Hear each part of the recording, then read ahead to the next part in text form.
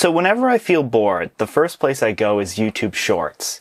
Because when I'm scrolling through, I'll just find the worst videos you can possibly imagine. And when I sit there and watch these videos, it makes me grateful for boredom. It makes me jealous of anybody who hasn't seen these videos before. My point is, I have a weird YouTube short to show you.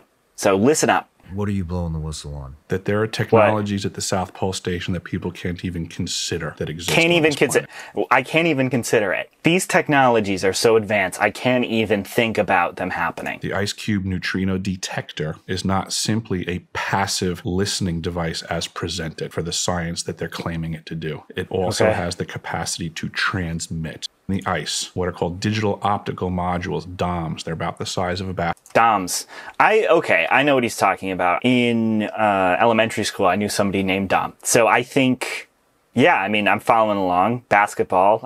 He was a person. He was not the size of a basketball, but to be fair, his name was Dominic, but still. The array embedded in the ice is 1 kilometer by 1 kilometer by 1 kilometer. It is the world's largest telescope. It's the world's largest directed energy weapons system. It is responsible for the earthquakes in Christchurch, New Zealand. Okay, so we're learning a lot of stuff here.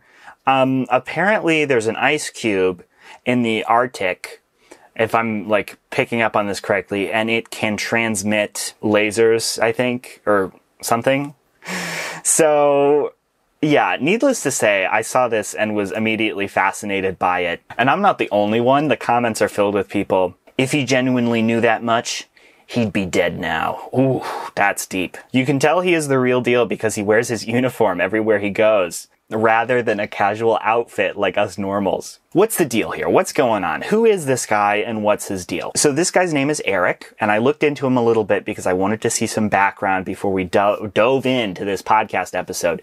I think it's like a Joe Rogan podcast or something. Let's see. Can we get a look at this guy again? Yeah, see? Joe Rogan, I think, is that guy. I think. So I did some Googling, and what's so crazy, this is great, right? I cannot find a single thing about this guy anywhere besides this interview. If this is the only place where this Eric guy has ever talked about it, then we know we're getting the information directly from the source. Something I did find was from the Daily Star, very prestigious journalistic organization, I think. A UFO whistleblower claims a super weapon is being developed in the South Pole. A former contractor for U.S. weapons manufacturer Raytheon. Some truly incredible scientific advances, such as a mind control device that can beam adverts into people's brains. That is a joke from Futurama.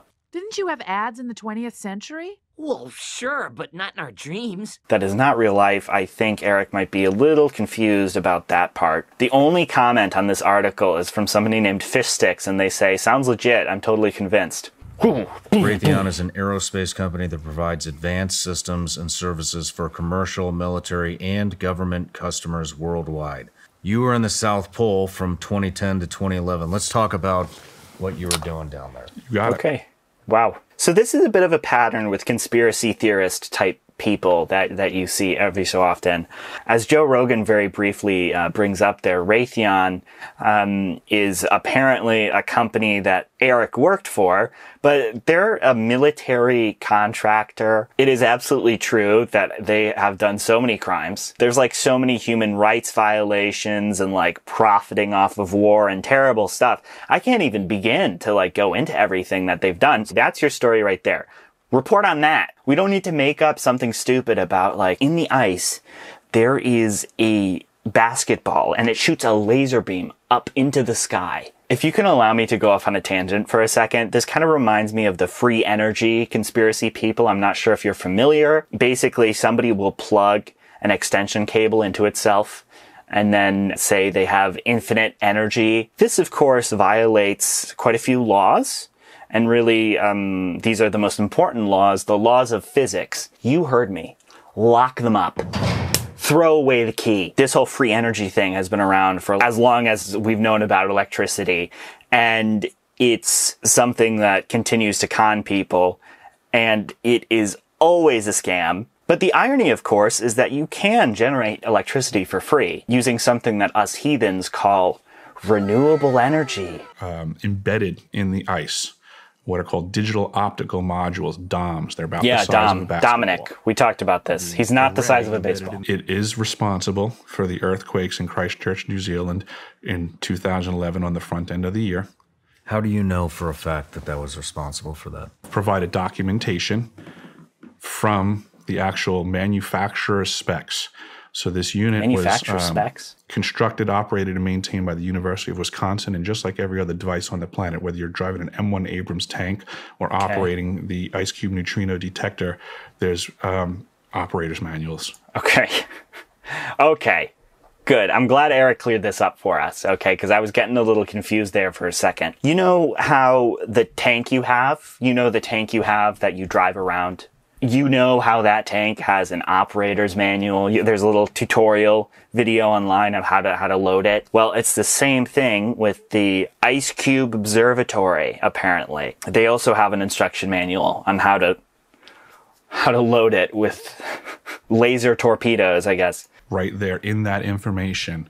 Free for everybody to find. Okay. I found it myself. Great. I'm really glad they didn't put that information behind a paywall, by the way, because it just really makes it so much more accessible. I really appreciate that Raytheon or whatever, when they're building this world-destroying laser, they have the kindness in their hearts to say, you know what, we're not going to put this information on how our device will destroy the world behind a paywall. I just really appreciate that, and that's very generous of them. It states very clearly that each one of these DOMs can transmit at 2,047 volts each. So these are currently the facts of life. Okay. How do you know? I mean, I guess what I'm asking is how did it... It's okay, Joe. Take your time. Take your time, man. If you're at the South Pole and New Zealand had an earthquake. Yeah, this is a good question. How did you know it came from the South Pole? I could only say that it was communicated to me from team members that were present and fully read in. Hey, Eric, how's your day going? Good. Hey, you hear about that earthquake in New Zealand? Turns out we caused that. Yeah, so our observatory actually functions as a big laser missile that blew it up. Yeah, have a good day, Eric. I'll see you around, man. Okay. Well, what was said? That we accidentally hit Christchurch, New Zealand twice when they were trying to fire up this weapon for the first time. That it was friendly fire. It was not on purpose, but it occurred. Gosh. Oh my God. This is such a terrifying reality that Eric is exposing to me right now. This is so scary. You're telling me that the government, the shady, powerful, top secret government, they have the ability to destroy things en masse. They can just, with a click of a button, have an entire country wiped off the map. I don't want to put too fine of a point on this, but it's almost like reality is bad enough. You don't have to create this false scenario. The atrocities committed by the U.S. in the last decade alone is enough to talk about for years. Why are we going over this? What is this? What is this? What are we doing here? Why are we discussing this? Obviously, if there was some kind of top secret laser in the middle of the South Pole and it was like this huge conspiracy, of course I'd want to know about it. But there's nothing here. You're just telling me this? So why don't I explain what this guy is talking about for a brief second? There's something called the ice cube. And basically it's this thing, you put it in water, cools the water down a little bit, it's nice. No, the Ice Cube Observatory, aptly named, mind you, what they do there is they observe neutrinos, which are these little tiny particles that fly around. I did study this really in depth for a couple minutes on Wikipedia. These little neutrino particles can be caused by black holes and kind of interesting cosmic events. They're able to detect these particles and they can figure out where the particles are coming from, and this is insightful for science. They bring up in this thing the Arctic Treaty, and they talk about it with all this shady, shadowy information. I haven't looked into it too much, maybe there's something wrong with this treaty, but looking at it as a third party, kind of peeking over Eric's shoulder and seeing what's written on this Arctic Treaty seems pretty good to me. It's talking about, Antarctica shall be used for peaceful purposes only. Observations and results shall be exchanged and made freely available. This sounds beautiful. This sounds great. And then, this ice cube observatory, by the way, it's very cool. I mean, this is some really high-tech stuff. And apparently 14 countries have played a part in this. It's been funded by Sweden, Germany, Japan, the US, Belgium. People from all over the planet have come together to work on this thing. And it's beautiful. This is great. What's the problem? For sure. It can accomplish its primary purpose. It can also transmit and then provide a multifaceted platform for directed energy weapons systems. Do you have any idea how the earthquake was initiated?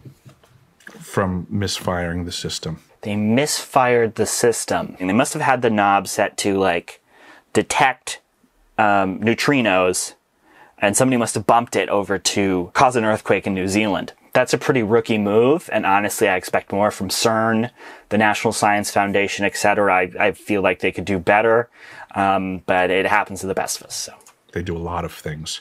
What else do they do? Excuse me. This system. Hey, no problem, man. You feeling all right?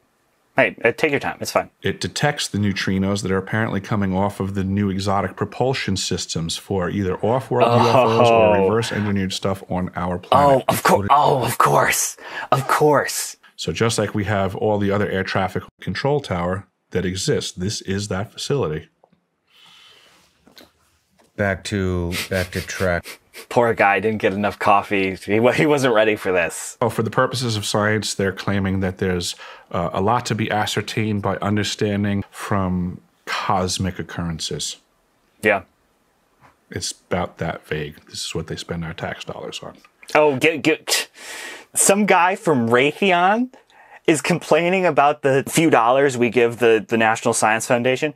Here you go. Hey, National Science Foundation, here you go. Here's your annual quarter. Here you go. Hey, NASA, open up. It's a rocket ship. It has a quarter on it for you. Here you go. And you're a Raytheon contractor? Give me a break. Oh, my God. Late 80s or early 90s, Gary McKinnon hacked NASA. And he found the list of the off-world space fleet and the captains of the ships respectively. We have a fleet out there. We have a fleet? If we have a fleet out there, we need to communicate with them. We have a fleet of Star Trek people out in space right now. And we had a laser. Oh, they got a laser? What color is it? Blue? Green? So I've been learning on this is that it was probably a secondary means of long-range communication and or another weapons platform. Sure. June 18th was my birthday right after. It was. It's not his birthday anymore, but that was his birthday at one point. After Dr. Greer's event of June 12th. Ooh. On June 18th, the National Science Foundation website could have posted anything they wanted. They could have, anything. For a photograph. But on my birthday, Two wise trees hosting a podcast. A choir of young fathers singing. The Barbie movie, it's... Any fans out there, that was for you? I would say I got a gift from someone in the program because they posted a picture of the Arrow Building's green laser blasting into the cosmos. Wow, yeah, look at that. Look at that green laser blasting into the cosmos. That's incredible. Jack, because I know you're watching, listen up to this, okay? And any other colorblind people out here, if you want to take a look, I don't know, I know it depends and stuff, but this is yellow. This laser is yellow. My main thing is that I think there might be a cover up here. Follow me here, because I know we're getting a little bit into the weeds, but I do not think this is the picture that Eric wanted to show. Let me just go over the logic of this just one more time, right? So there's a secret laser beam that the government doesn't want us to know about. So they posted a picture of it on their website. They're hiding it in plain sight. But I wanted to track this down, and I found out it is actually of the Gemini Observatory. It is a photograph of it. Great picture. The Gemini telescope is located in Hawaii, which I don't think is very close to the South Pole. I could be wrong. I'm not a geography guy. I think this laser also deserves some explaining. This is called a laser guide star. They send a laser into the sky so they can calibrate for like various distortions caused by the atmosphere. And, you know, in order to calibrate for that, they need to see what like a perfect, ideal star looks like. So they use the laser as like an analog and use that to calibrate. It's not that crazy. Probably not a weapon system, but here's the part with the cover up. Here's the part that I think is really the big thing. I'm assuming the people who made this podcast pulled up the Internet Archive, pasted in the National Science Foundation's website, went to July 18th. Oh, yeah, there we go. See? They saw the thing they saw a telescope with a laser and they said, boom, let's throw that up there. That's what Eric must have been talking about. Hawaii is far away from the Arctic. So I don't think that's true. And frankly, I'm kind of disappointed in Joe Rogan. I thought he would have been able to do some bit more research before he goes throwing stuff in his podcast, but whatever. So I started looking around to try to find a picture that's more akin to what Eric was describing. You know, a green laser, at this ice cube, observatory, and I found this. Aliens are real, and we've been communicating with them this whole time, and I was so naive. Calibrating equipment, communicating with Star Trek people in space. Calibrating equipment, causing an earthquake in New Zealand. Both of these possibilities, they seem both equally plausible to me, so I have no idea what the reality could be. Which verifies exactly what I saw. Interesting.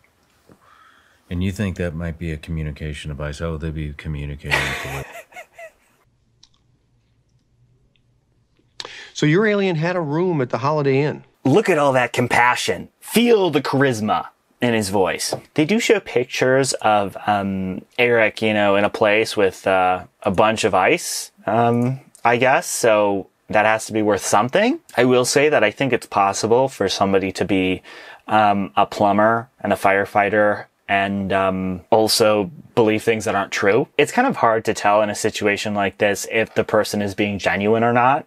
And I'm not really sure if there is a way to tell. I see a lot of people get called grifters, particularly in the political arena. This idea that people don't believe what they're saying, but they do it because it's beneficial to them. And in some cases, like, it's absolutely true. But I think a lot of the time it's really uncomfortable to grasp the fact that the Earth being flat, like, I don't know, 5G towers or whatever it might be, it's so unbelievable that it's just a lot easier to say, oh, they must be lying, than to actually grasp the fact that they genuinely believe this. Very interesting for sure, but I'm pretty sure that ice cube place is not a laser weapon. No aliens here. So if you enjoyed this video,